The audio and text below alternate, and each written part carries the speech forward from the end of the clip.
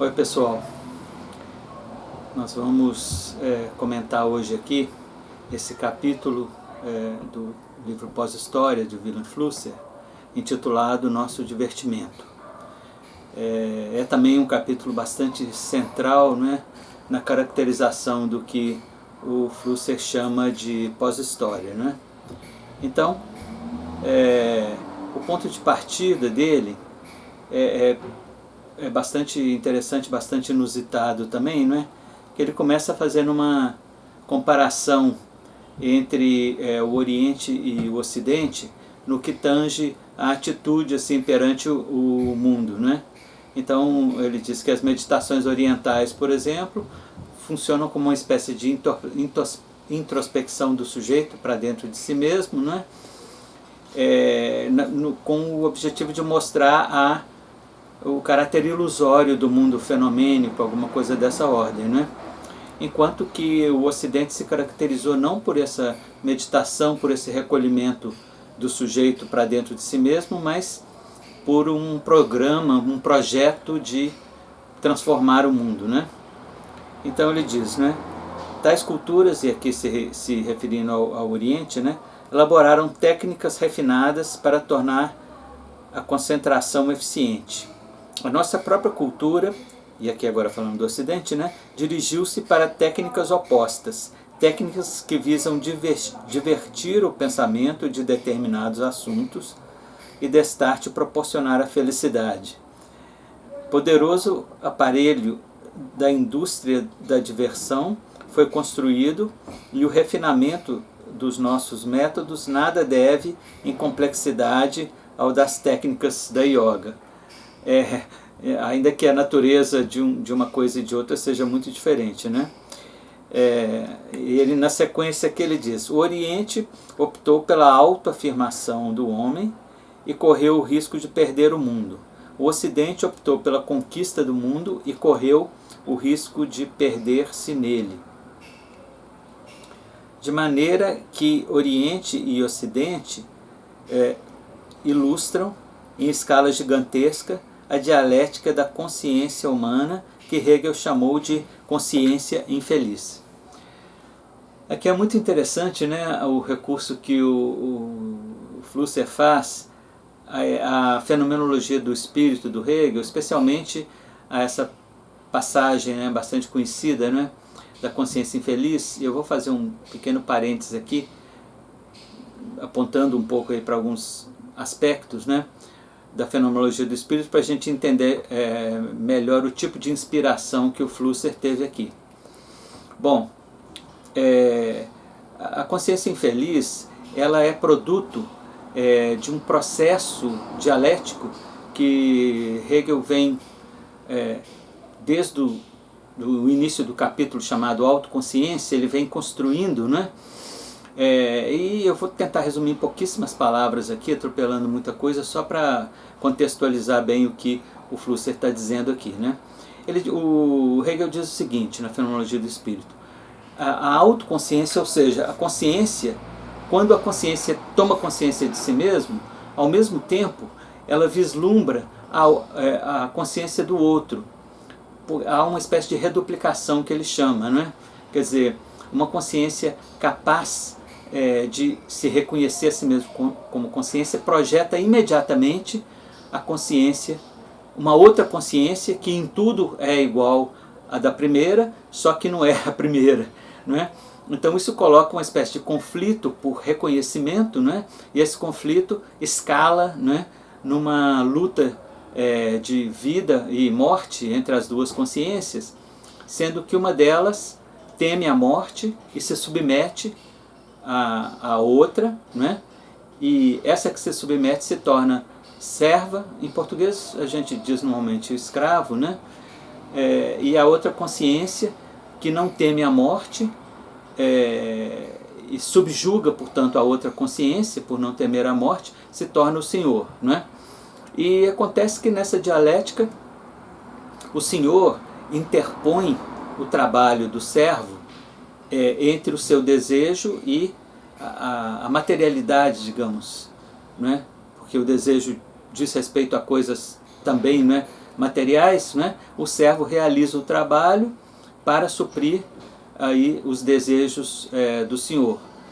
Acontece que ocorre uma espécie de dupla alienação, porque o servo, ele, ao realizar o trabalho, a sua consciência adquire uma possibilidade de se formar, né, de adquirir a Bildung, a formação.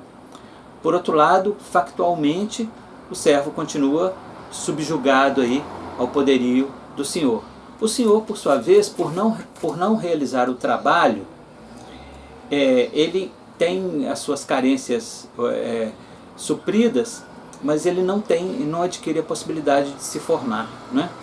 Então, ocorre uma espécie, né, de drama, digamos assim, né? Quer dizer, cujo resultado é uma alienação geral. Quando o Hegel especifica melhor, tenta concretizar isso melhor em termos históricos, ele recorre a duas passagens, digamos, da história da filosofia, a dois momentos da história da filosofia. O primeiro deles é o estoicismo, que é uma consciência que se recolheu a si mesma, né? E o outro momento é o ceticismo, que é uma consciência altiva, não é? E que duvida de tudo e que dispõe também do material, não é? Enfim, das coisas do mundo externo, né? Mas sempre, em termos teóricos, sempre duvidando, né? De tudo, né? Eu estou resumindo bastante, atropelando muita coisa, né? Mas o fato é que dessa contraposição entre estoicismo e o ceticismo, o Hegel diz, olha, a consciência, ela se mostra quando ela se realiza nesse estágio, digamos, do seu desenvolvimento, ela se mostra como uma consciência essencialmente infeliz, não é? E, bom, isso é Hegel aqui muitíssimo resumido, né? Então, parando um pouco Hegel, voltando ao Flusser, quando ele diz, né, essa história de perder o mundo e se perder no mundo, quer dizer, o oriental, ele corre o risco de perder o mundo na medida em que ele se recolhe para dentro de si mesmo. E o ocidental corre o risco de se perder no mundo, porque ele para a sua própria consciência, ele acredita estar dominando o mundo, estar predominando sobre o mundo, quando na verdade ele continua, digamos, subjugado aí enfim, a própria realidade, a materialidade das coisas que ele crê alcançar com os seus pensamentos céticos, mas não, na verdade não alcança, né? Então, seguindo aqui, né, uma das ideias mais fortes desse capítulo, desse instantâneo, como diz o Flusser, né, é que o divertimento, a diversão foi inventada, principalmente pelo Ocidente, como um modo de escapar dessa dialética eu e mundo, né, que tende a desembocar invariavelmente na consciência infeliz, né? Ele chega a dizer que, quer dizer, toda consciência, no sentido estrito do termo, acaba sendo uma consciência infeliz. Então, o divertimento, na verdade, é um método de escapar, de escapulir, de se desviar da consciência do cur, não é? Então, eu leio o trecho aqui que eu destaquei, que diz: o divertimento não tem lugar em tal dialética entre um engajamento em si próprio e um engajamento no mundo. É movimento que corre perpendicularmente ao plano da dialética da consciência, diverte de tal plano. Não é nem tentativa de encontrar-se, nem de encontrar o mundo, mas tentativa de quebrar a consciência infeliz, a consciência tucur, pelo método de derramar-se sobre o mundo. Abandona a meta da felicidade, que sabe inalcançável, e a substitui pela meta da distração multiforme. O divertimento procura distrair da contração sobre a felicidade, de maneira que o divertimento é relaxamento da tensão dialética que caracteriza a consciência humana. Fim de citação. Então, o que o Flusser fala, o que na prática o que acontece é que quer dizer, o conceito dele de divertimento está muito ligado, né, ao que ele chama de sensação, né? A sensação, o que a gente sente, o que a gente, aquilo que estimula, digamos, nossos sentidos, né, é o que faz esquecer tanto eu quanto o mundo, né? Então ele diz, né, sobre isso: no divertimento a oposição dialética entre eu e mundo é desviada para terreno intermediário, o das sensações imediatas. As sensações não são ainda nem eu nem mundo. Eu e mundo não passam de extrapolações abstratas da sensação concreta. A experiência da sensação faz esquecer eu e mundo. O filme, a TV, a notícia sensacional, o jogo de futebol divertem a consciência da tensão dialética eu-mundo, porque são anteriores a esses dois polos. A sensação é mais primitiva que a consciência, anterior à alienação entre homem e mundo. Por ser o divertimento sensacionalista, revela ele tanto eu quanto mundo como espectros que cercam a experiência concreta. Fim de citação. Então, quer dizer, é como se o divertimento fizesse desaparecer a realidade, né, do eu e a realidade do mundo, e principalmente a realidade desse embate eu e mundo, né, que em muitos momentos, né, para o Flusser, da sua obra, é a própria realidade histórica, né, no sentido aí forte do termo, né. Então, na sequência, ele fala que o que ele chama de sensações imediatas são esses estímulos, né, que a nossa sensibilidade recebe e que são fortes o suficiente para nos distrair, para nos relaxar e principalmente nos distrair dessa tensão eu e mundo, né, que caracteriza a nossa consciência, que poderia ser entendida, né, como uma forma de consciência infeliz, né. Então, eu cito aqui, ele diz: o divertimento enquanto busca de sensações é tendência para ampliar a Lebenswelt. Lebenswelt é essa expressão que vem de Edmund Husserl, né, que quer dizer mundo da vida. Então, seguindo, e o que procuramos é a quantidade, não a qualidade da vida. Queremos vivenciar o máximo, acumular sensações, porque nas sensações sucessivas vamos divertindo a consciência da alienação nossa quanto ao mundo. Estamos em busca da vivência concreta, estamos retornando para a coisa, que é uma frase do Edmund Husserl, né? A fim de suspendermos a consciência da infelicidade. Parece, à primeira vista, que acumular sensações é armazená-las, como se quiséssemos guardar as sensações na memória.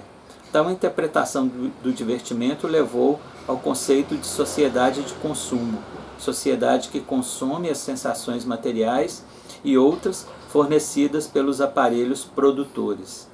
Fecha aspas. O que é interessante aqui observar é que essa questão existe de fato uma espécie de corrida, né, pelo acúmulo de sensações, mas a respeito do armazenamento dessas sensações, o Flusser fala uma coisa interessante. Ele diz que, enfim, as memórias artificiais são muito mais eficientes no sentido de armazenar dados, né? E que no fundo a nossa capacidade de armazenar informações, na medida em que a gente absorve essas informações, em virtude da própria natureza do divertimento, já decaiu muito e continua decaindo, né? Então, na sequência, ele fala, ele tem aqui uma colocação que é muito contundente, né, em relação à sociedade de consumo, em relação a toda a indústria, né, do divertimento, que ele diz o seguinte: divertimento é acúmulo de sensações a serem eliminadas, indigeridas. Uma vez posto entre parênteses mundo e eu, a sensação passa sem obstáculo. Não há nem o que deve ser digerido, nem interioridade que possa digeri-lo. Não há intestino, nem necessidade de intestino. O que resta são bocas para engolir a sensação e ânus para eliminá-la. A sociedade de massa é sociedade de canais que são mais primitivos que os vermes. Nos vermes há funções digestivas.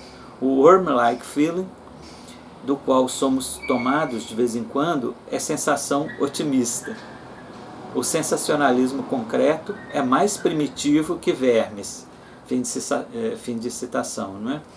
Então aqui, quer dizer, ele é muito contundente, né, quando ele compara, digamos assim, o metabolismo espiritual, né, da sociedade de consumo, né, que não há qualquer mecanismo de gestão, de absorção das informações, né? Nesse sentido, né, até os vermes teriam um metabolismo mais sofisticado, né, do que esse da nossa absorção das informações aí, né, no âmbito da indústria do divertimento, né? Na sequência que ele diz, na sociedade do divertimento funcionam apenas os aparelhos orais e anais, apenas o input e output. Trata-se de contra-revolução da libido anal e oral contra a genitalidade. No divertimento, o prazer é localizado na boca e no ânus. A vida é orientada em direção da sensação oral, engolir, e da sensação anal, defecar. Fecha aspas. Que é interessante porque tem um trechinho aqui que eu não citei, mas vale a pena mencionar, não é? Que tem uma coisa assim um pouco, uma inspiração um pouco freudiana aqui, né? Quando o Freud menciona o fato de que a genitalidade ela corresponde a um desenvolvimento ontogenético consolidado, né? Amadurecido, né? Porque o primeiro, no bebê, por exemplo, na criança, né, pequena, a oralidade se manifesta em primeiro lugar, a analidade, e a maturidade, já o rumo, né, para a formação de uma psique madura e tão saudável quanto é possível uma psique ser, é a genitalidade, né? E ele aqui, isso é Freud, né? Então essa inspiração freudiana nele aparece primeiro nessa crítica que ele faz à oralidade e à analidade, comparando o input, comparando esses dois fatores, ao input e o output aí das caixas pretas cibernéticas, né? Mas no trechinho que ele não fala, ele fala, né, que a genitalidade ela corresponde a um certo amadurecimento também da consciência, no sentido de que o amor, né, se processa também em boa parte via genitalidade, e o amor inclusive tem um aspecto produtivo, né, talvez reprodutivo também, né? Mas na sequência ele fala aqui de uma coisa interessante que é mais quase que uma ilustração, né, quando ele fala do surgimento das ciências coprofílicas, né? E aqui o que eles chamam de coprofilia, na verdade um amor aos detritos, né, aos dejetos, né, vem do grego kopros, né, que é dejeto, né? E é curioso porque quando ele escreve isso, quer dizer, mesmo na Europa onde ele residia, os movimentos ecológicos, por exemplo, eram uma novidade e dividiam muito as opiniões, né? Então ele nem sempre manifesta uma opinião assim muito favorável, ou pelo menos manifesta um certo ceticismo em relação a algumas das bandeiras aí do movimento ecológico. Mas eu cito aqui, né? Ele diz: estão surgindo ciências coprofílicas, estudos do indigerido, a psicanálise, a arqueologia, a etimologia, a busca das fontes e das raízes é disto exemplo. Estão surgindo movimentos coprófilos que visam reciclar a merda. O movimento ecológico é disso exemplo. Outro é a reciclagem de especialistas. O importante nisto é a reestruturação do nosso pensamento e da nossa atividade. já que somos canais com boca e ânus, pensamos e agimos ciclicamente. Não mais passado, presente, futuro, mas passado, presente, futuro, passado.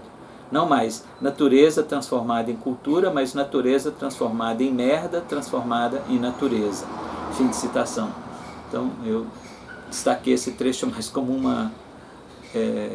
exemplo assim, de uma idiosincrasia do Flusser, e é menos importante, digamos, para a economia aí, da sua exposição nesse capítulo, né? Mas aqui vem uma coisa que, diferentemente disso, é muito central e que liga diretamente, está diretamente ligada à consciência infeliz, né? Ele diz: os aparelhos não conseguiram divertir-nos totalmente da consciência, porque antes da reprogramação éramos excepcionalmente conscientes de nós mesmos e do mundo. A ciência acumulou quantidade colossal de informações a respeito do mundo, e os atos do passado recente despertaram em nós igualmente colossal má consciência quanto a nós mesmos. É muito difícil divertir-se criminoso bem informado. Por isso os aparelhos são obrigados a empregar métodos extremos de divertimento. Martelam a nossa consciência infeliz com bombardeio de sensações dia e noite, e conseguem divertir-nos com tudo isto apenas porque estamos colaborando com eles. Queremos ser divertidos e exigimos divertimento sempre mais intenso porque não suportamos o confronto com a nossa consciência infeliz. Fim de citação. Aqui é interessante observar o seguinte, que bom, é líquido certo que o Flusser leu Marcuse, né? E aqui tem uma referência muito direta, né, no livro, um dos livros assim mais que teve maior repercussão do Herbert Marcuse, né, que foi Eros e Civilização. Tem um capítulo que é chamado exatamente A Reconquista da Consciência Infeliz, né? Nesse capítulo o Marcuse fala coisa muito semelhante, né, do que a essa que o Flusser está dizendo aqui, no sentido de que toda a indústria da diversão, né, do entretenimento, né, aquilo que Adorno e Horkheimer chamaram de indústria cultural, toda essa indústria é pautada por um desvio, né, enfim, do nosso psiquismo, daquilo que é a consciência infeliz. Que a consciência infeliz, ela causa certa dor, com certeza, mas ela no todo, ela é produtiva, né? Ela tem um aspecto de produtividade, de amadurecimento dos seres humanos e da espécie humana de um modo geral, né? E então fica o registro aqui, né, dessa inspiração marcusiana aí, no ponto de vista do Flusser, né? Mas assim, isso não quer dizer, não chega a ser novidade, porque a ideia da consciência infeliz, assim como o Marcuse, o Flusser foi buscar no Hegel, né? Inclusive um dos primeiros livros de repercussão, de maior repercussão do Marcuse, foi um livro exatamente sobre Hegel, né? Que é Razão e Revolução, de modo que o parentesco está aí bastante bem configurado, né?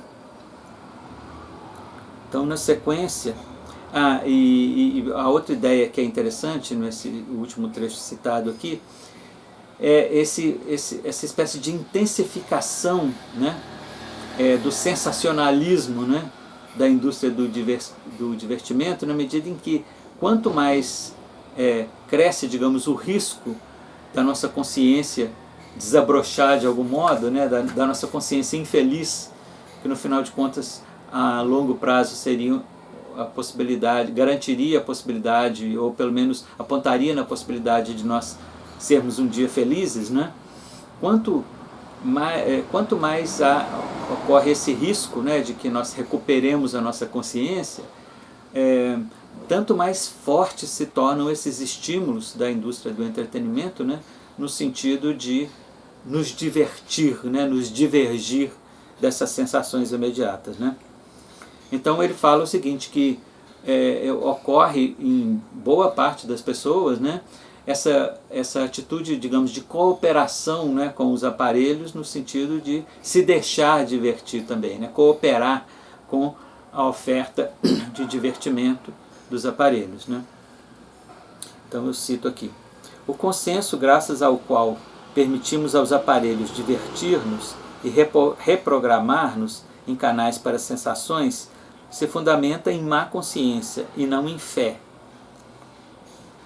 Sensacionalistas de boa fé são hedonistas. Creem que a experiência imediata é o bem supremo. Um tal consenso de boa fé existia no passado, por exemplo, no hedonismo epicúreo. Isso não é nosso caso.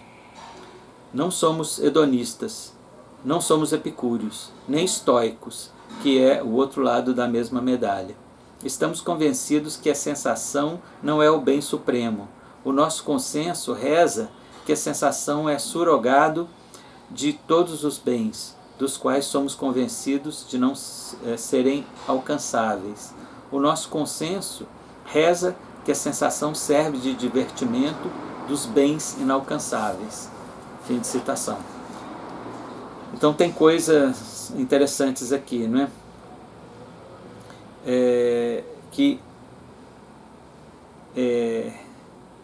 Essa colaboração nossa com os aparelhos, o fundamento dela é má fé, é uma má consciência, né? Não fé, naquele sentido que a gente já viu tantas vezes aí o Flusser falar, né? Da fé como uma atitude básica, né? Fundamental humana, no sentido de conferir sentido, né? Ou com o intuito de conferir sentido às coisas, ao mundo, à realidade, né? Então ele dá exemplo, né, que na história da filosofia, né, como os epicuristas, né, o hedonismo era ainda de boa fé, e ele fala: depois de tudo que aconteceu, depois da gente ter um mínimo conhecimento do que já aconteceu, do que aconteceu no século XX, por exemplo, em cujo fim o Flusser está escrevendo isso, né? É difícil a gente ser hedonista de boa fé, não é? Então existe um componente de má fé que está, digamos, subjazendo a essa adesão nossa, onde ela ocorre, né? Essa adesão total, né, ao divertimento, né? Então, e a última coisa que é interessante nesse trecho aqui e aqui tem uma nota bastante pessimista por parte do Flusser, que ele diz que nós, quer dizer, nesse momento aí, né, de um certo desencanto, de uma certa desilusão com tudo, a gente adere ao divertimento, ao hedonismo associado a ele, a esse hedonismo de má consciência, né, associado ao divertimento. A gente adere a isso porque a gente sabe que não é isso, né, que esse não é o supremo bem, mas a gente, no fundo, parece estar convencido de que esse supremo bem seria inalcançável, né? Essa é uma ideia que eu acho que tem que ser posta em discussão, né? Mas enfim, o Flusser está expressando aí a sua opinião, né? E aqui isso leva ele a uma crítica, né, por exemplo, das revoluções socialistas, né? Então quando ele fala, não é? Eu vou citar aqui, né? Continuamos convencidos que há bens como o da liberdade, da justiça e da dignidade humana, mas aprendemos a duras penas que toda tentativa para realizar tais bens leva ao contrário entendido, que leva à escravidão, à injustiça, à indignidade. Esta é a lição que somos obrigados a tirar das revoluções socialistas do passado recente. A desilusão com tais revoluções, que eram a derradeira tentativa do Ocidente para escapar ao totalitarismo aparelhístico proveniente da Revolução Industrial, ela também, visando tais bens, é a experiência que calha profundamente na nossa consciência infeliz, da qual procuramos divertir-nos. Somos contra-revolucionários, procuramos o divertimento porque somos conscientes que toda revolução futura terá o mesmo defeito das passadas: escravidão, injustiça e indignidade. Fim de citação. Então isso aqui revela, né, essa descrença, né, em relação ao chamado, né, socialismo real, que existia ainda com toda força na época em que o Flusser escreve isso, né? E eu acho que tem que ser entendido também no quadro aí dessa, né, até mesmo da biografia dele, né, que ele não podia retornar à sua terra natal, a então Tchecoslováquia, né, por causa da cortina de ferro, por causa do domínio, né, soviético, né, sobre a Tchecoslováquia, né, que impedia ele até mesmo de visitar, né, familiares e amigos e tudo, né? Não sei se ele ainda tinha amigo lá, mas pelo menos com certeza familiares ele teria, né? E porque realmente, né, aquela situação de polarização e tudo que acabou com o fim da Guerra Fria, na medida em que se instituiu um mundo unipolar, né, aí dominado, né, pelos Estados Unidos e pelo capitalismo, né, imperialista. Então essa situação foi bastante modificada, né, e inclusive levou a uma série de redimensionamentos, né, em relação à possibilidade de uma sociedade de fato, né, fraterna, livre, né, justa, etc. Né? Mas enfim, ele está expressando a opinião aqui que é bem localizada, geográfica e historicamente também. Né? Bom, então, na sequência ele diz: somos incapazes de seriedade porque o que queremos é a sensação concreta. Então, no fundo, quer dizer, ele fala que nesse hedonismo aí associado, nesse hedonismo de má consciência associado ao divertimento, né, ele diz, cito: nada é tomado a sério, tudo nos diverte, não apenas os programas destinados explicitamente ao divertimento. Devoramos tudo com atitude sensacionalista. Arte, filosofia, ciência, política, inclusive os eventos que nos dizem respeito em nossa vida concreta. Fome, doença, opressão.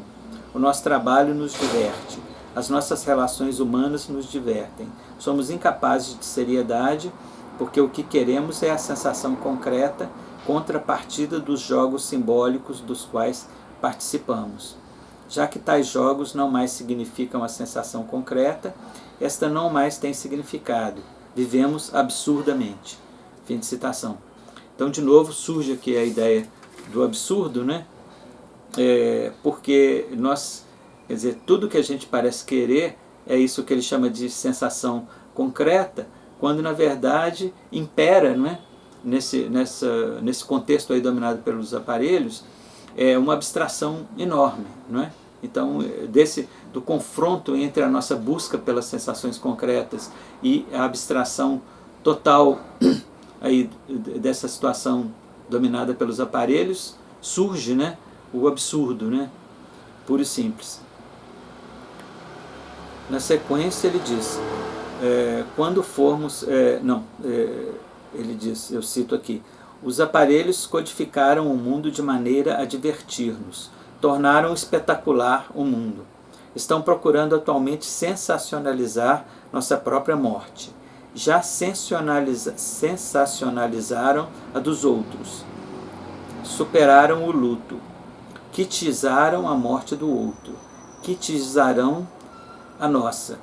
Quando isto for conseguido, teremos sido reprogramados. A nossa consciência infeliz sossegará finalmente.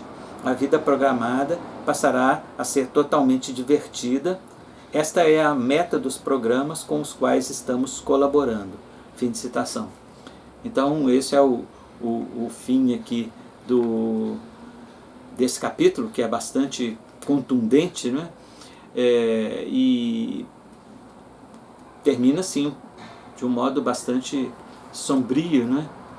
Mas, enfim, ele está falando de uma coisa realmente muito séria, né? A gente sempre pode, quer dizer, nunca é demais voltar à gravidade da situação que a gente está vivendo, tendo em vista, né, essa programação dos aparelhos no sentido de nos divertir, né, em relação às coisas sérias do mundo e da vida, né? no sentido de encarar frontalmente, né, a questão da consciência infeliz, né? Então é isso por hoje, gente. Obrigado aí pela atenção e até breve. Um abraço.